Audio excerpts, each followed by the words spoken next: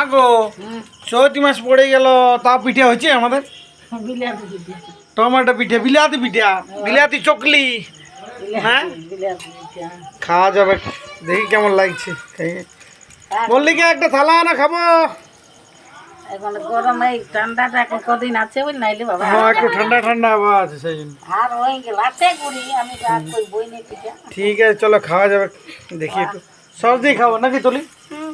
আচ্ছা ঠিক আছে ওকে।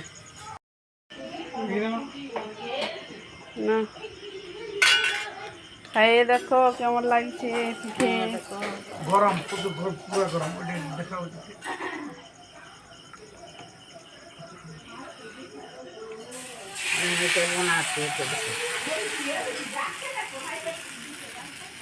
ভালো একদম। ঠিক আছে।